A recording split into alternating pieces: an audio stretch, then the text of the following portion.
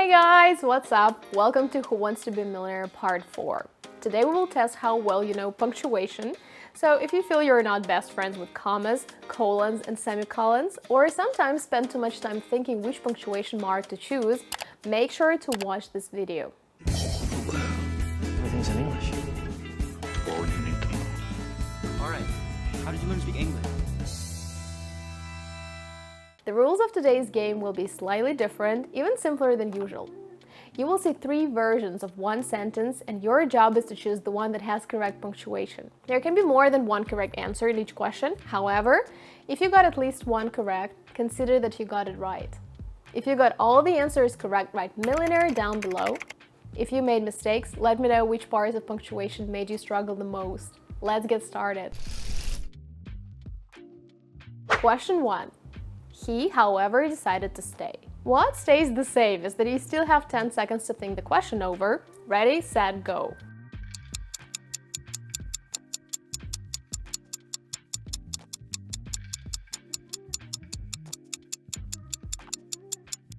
This one is a piece of cake. We all know that if there is a transition word at the beginning of the sentence, also called a linking word, we put a comma after it. For example, first of all, comma, tell me who you are. Besides, comma, you're the only one who cares about it anyway. Or, for instance, comma, I used to cut classes when I was in high school. If you use a transition word in the middle of the sentence, we will put a pair of commas on both sides of it. This means that sentence 3 is correct. Question 2. Yesterday, I ran into Billie Eilish, her brother, and his girlfriend.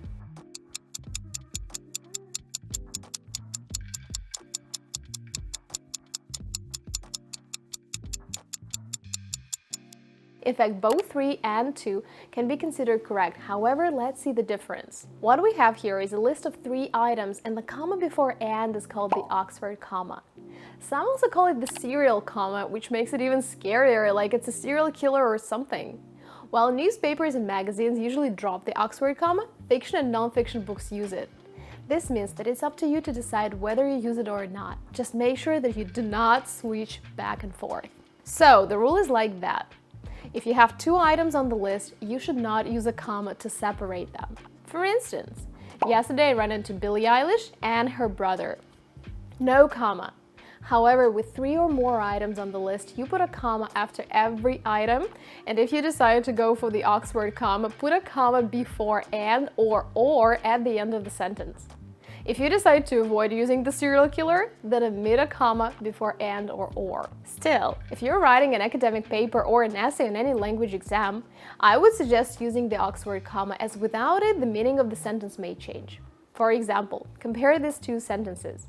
I had eggs, orange juice, and toast. Well, the drawing clearly illustrates the difference in meaning. The fact that I don't use the Oxford comma in the second sentence makes it look like I had 2 dishes on the menu. One was eggs, and another was a delicious surprise, a toast soaked in orange juice. Check out one more example. We invited the rhinoceros, Washington, and Lincoln. In the first sentence, let's say I had a party and I invited rhinoceros, Washington, and Lincoln. However, in the second sentence, the absence of the serial comma makes me say that I invited my 2 friends, Rhino Washington and Rhino Lincoln. Meanwhile, we will proceed to question 3. Question 3. The article mentions that the stock market plunged on Black Tuesday. It caused the Great Depression.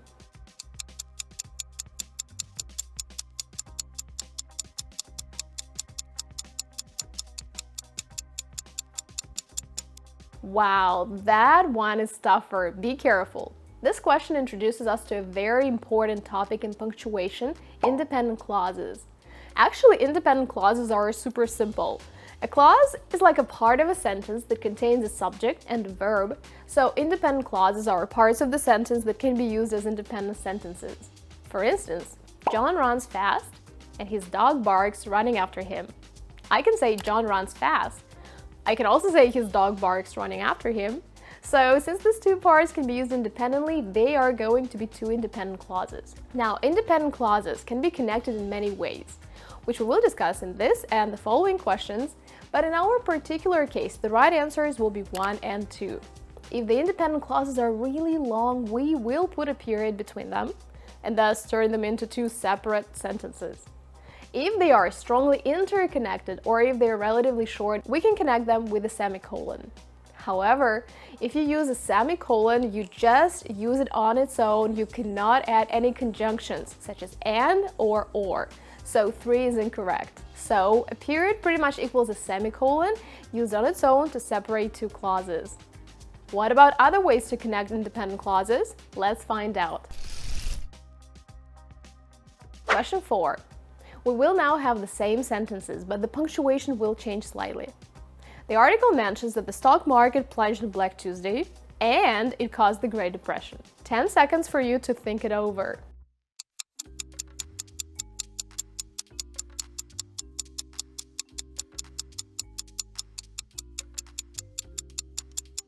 The correct answer is 2. This is one more example of how we can connect two independent clauses. If there is a coordinating conjunction such as for, and, nor, but, or, yet, so, also called fanboys, which is a cool abbreviation to remember all of them, you should put a comma before fanboys. We will never start a sentence with a coordinating conjunction, so 3 is incorrect. To recap, we can connect two independent clauses with a comma and fanboys, a semicolon, or separate them with a period and turn them into two different sentences. Find more advanced topics in our most popular course from intermediate to advanced.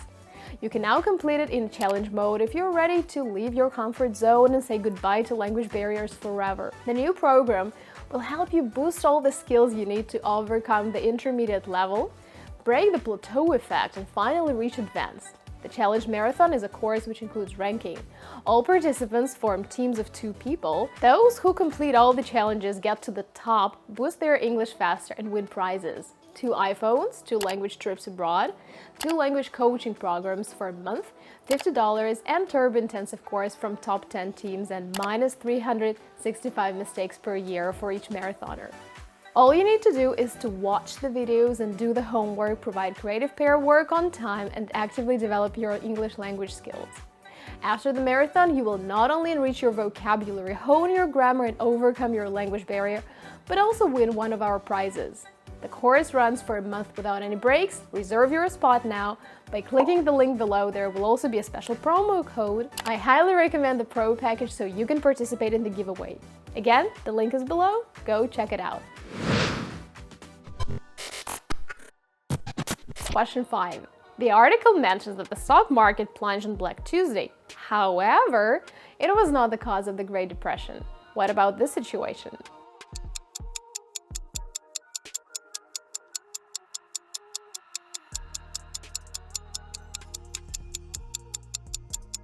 Well, option 1 is correct. However is a conjunctive adverb, which is also known as a strong transition. This means that it is strong enough to start a sentence. Remember, fanboys can't start a sentence, but strong transitions can. You probably know a lot of strong transitions such as therefore, thus, consequently, moreover, nevertheless. So, the rule is that if strong transitions link independent clauses, you will have to use a semicolon before it and a comma after it. For instance, we worked hard, as a result, we won the competition. Since the semicolon equals the period, you can also write, we worked hard, period, as a result, comma, we won the competition. This means that option 3 is also correct. So, in the sentence from question 1, he, however, decided to stay, however was used in a simple sentence with only one subject and verb, so we just put commas before and after the word. In this sentence, however, links two independent clauses for a complex sentence, so we put a semicolon before it and a comma after. Let's recap. If we have a complex sentence with two independent clauses, we can, first of all, divide them into two sentences by using a period. Number 2, put a semicolon between the two independent clauses. Number 3, link them with fanboys and a comma. And finally, number 4, link them with a strong transition with a semicolon before and a comma after it. We're almost done, only 3 questions remain, so continue watching. Question 6. When I came into the room, it was empty.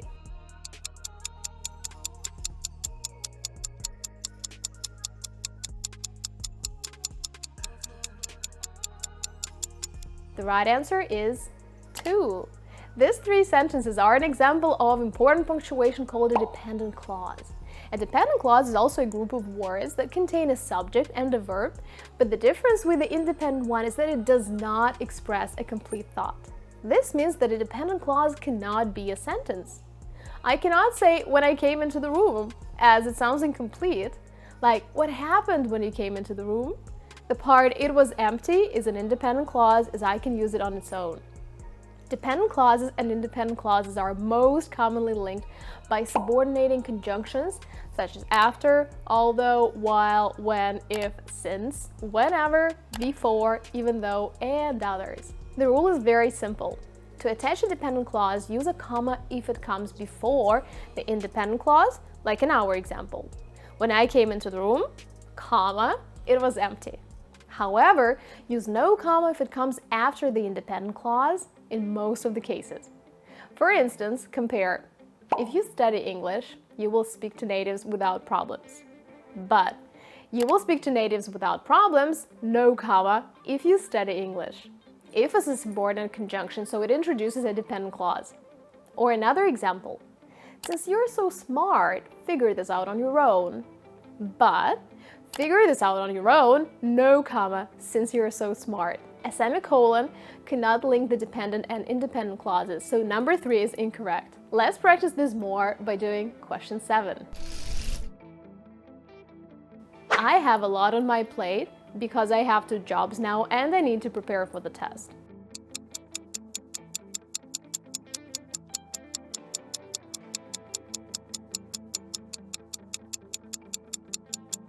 The right answer is 1. Because introduces a dependent clause, as I cannot just say because I have 2 jobs now and need to prepare for the test.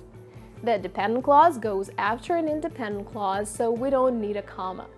We cannot start a written sentence with because, unless you're texting your friend and don't really care about what you write. So 3 is incorrect too. By the way, those of you who usually put a comma before because in your native language, remember this fact: we never put a comma before because. Why? As it introduces a dependent clause and never starts the sentence. Finally, question 8. Some argue that technology has a positive influence on young adults, while others believe it adversely affects them.